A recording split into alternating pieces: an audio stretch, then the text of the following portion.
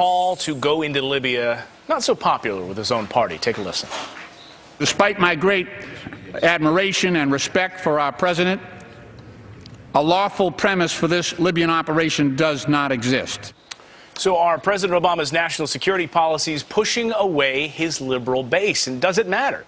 Joining us now for a fair and balanced debate, David Webb, Sirius XM Patriot talk show host and co-founder of Tea Party 365 NYC, and Erin Vilardi, former VP of Program and Communications of the White House Project, along with Democratic strategist Julie Roginski. Nice to see all of you this morning. Thanks for waking up bright and early on this Sunday morning. Happy to do it. Let's talk politics now. Look at some of these numbers, David. 36 Democrats voted against funding for Libya. Right. 70 Democrats voted against authorizing further force to continue for the next year. Is the president losing his liberal base in Congress? He is when it comes especially to the anti-war left and the people that he promised he would get us out of Afghanistan, that he would not, engage us around the world. Look, presidents go to international policy, and that's what he did. He lost his domestic agenda, so he's gone over there.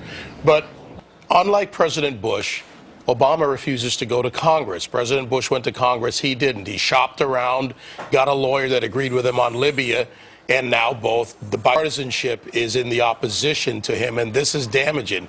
And it's real cowboy diplomacy. He's shooting from the hip.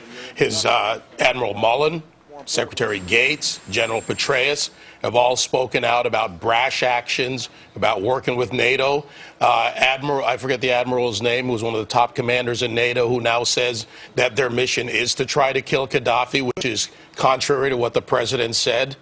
So this confusion is driving his liberal base a little bit nuts. Julie, does David have a point here? There have been a number of Democrats who've gone on the record about this, and certainly their dissatisfaction with the president not coming to Congress, not having these discussions with Congress about foreign policy.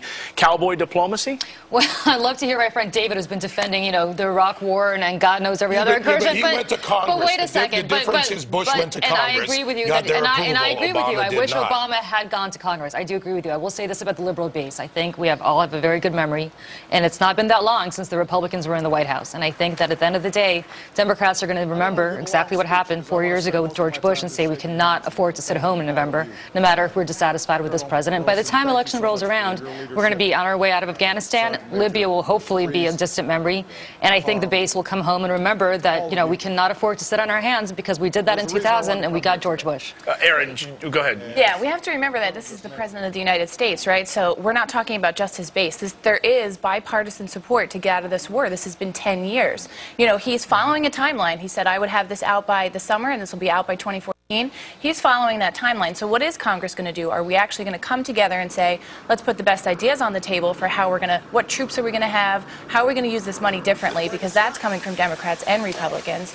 And what's the next step? Right, and what's the next step? It seems a little schizophrenic, though, doesn't it? You have Nancy Pelosi on the one hand coming out and saying that she thought it was wrong. She disagrees with it. She thinks the timetable for withdrawal in Afghanistan is too long. The president wanted a response that was much more quickly. Voters are not happy with it right now as well, David. So there seems to be this weird sort of fluctuation within the Democratic Party right now. It's kind of a schizophrenic Obama administration. Here you have a president who makes promises about Afghanistan, but he's only removing essentially what we surged in after that was advice he was given by the commanders. Then he goes against their advice, but he does a political move, which is let's have him out by September of 2012, 33,000 out, brings us back to 70,000. That doesn't satisfy his anti-war base. But the anti-war base is one thing, but where do they go? Are they going to go to Michelle Bachmann? Well, no, where does the hippie left out in Berkeley, California, going to go? Are they going to go to Michelle Bachmann? I guess the hippie left has the option of staying home. But as I said earlier, I don't think that anybody in the Democratic Party has a memory loss as to what the alternative is. The alternative, he's not running in a vacuum. He's running against either Michelle Bachmann or Mitt Romney, or there's an alternative to the left that is worse than Barack Obama. And so they have one of two options. They could either stay home and have somebody like Michelle Bachmann become president, which is anathema to the liberal base, or they actually, if they're not happy with his war policies, they hold their nose, but they come home and they vote for the president. But let's talk about national security for a moment. Just looking at a recent Pew study this morning, I mean, near moral decline and the environment and concern over lobbyists for what's on the mind of American voters, Erin, right now. Has President Obama really taken off an issue off the table that's really not of much concern to voters anyway? Well, I think what you're seeing is fatigue, right? This is a decade-long war. People are tired. We have Osama bin Laden. You know, it was on the taxi ride over here. People are talking about how come we can't get the Afghanistan troops to take on more responsibility. That's something I'm hearing across the board. And here in the States, what we see, and we have a new poll out, folks want actual attention towards American fiscal policy, right? We have 30 some odd days left. There's only 11 days where both houses are in session, and they're not, you know, we're talking about national security. People want to talk about the fiscal crisis. So in a way, he's taken an item and he's put it back on the agenda for the summer when really everybody should be getting to work on this fiscal crisis. Well, and it's a good point. People more concerned about the economy right now, David, but also we all remember those 3 a.m. phone call commercials last go around, right? Concern over that. Who do you want in the White House that's going to be able to take a 3 a.m. phone call? Well, President Obama, I think, to most Americans' mind, probably has proven that, right? We captured Osama bin Laden. We have not had a terrorist attack on American soil since he's been in office.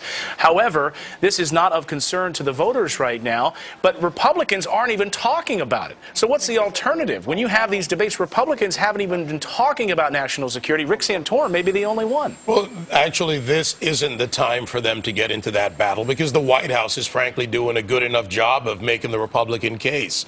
First of all, when you have shoot-from-the-hip diplomacy, or foreign policy in this case, it doesn't work because it's not thought out. And I'll use the example of a council that all presidents have used. All presidents in past have called in national security advisors, former CIA advisors. I've spoken to everyone from Rumsfeld to Woolsey, others, about this. This president doesn't call them back in. This is the only president in modern time not to have done that because he believes in using his political and ideology. That's his point of view. I think we could all thank God that he's not asking Donald Rumsfeld for advice because Donald Rumsfeld screwed up too hard. I'm not missing the point. I'm not missing the point. He has General Petraeus as the head of the CIA. He's got Admiral Mullen. He's got people that are. And they're criticizing him. Admiral Mullen and General Petraeus. Would you call that a criticism, though, Erin? That saying most aggressive and that we brash heard from was the word. Brash, most aggressive, more aggressive than they would have liked, which was the troop withdrawal. Well, at the end of the day, during the hearing, what he said was the president has the ultimate authority here and made the decision based on conditions that are known to him, and he's the ultimate authority.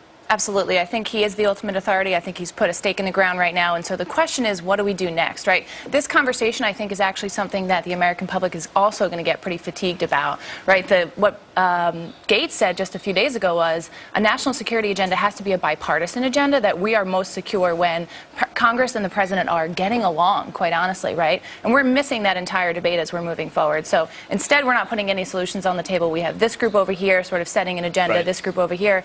And we actually need to use this moment, a wartime moment, to say, okay, let's figure out how to do this right. I think we can all agree on that. Great debate this morning. David, Erin, and Julie, always great to see all of you. Thanks for joining us on this Sunday morning.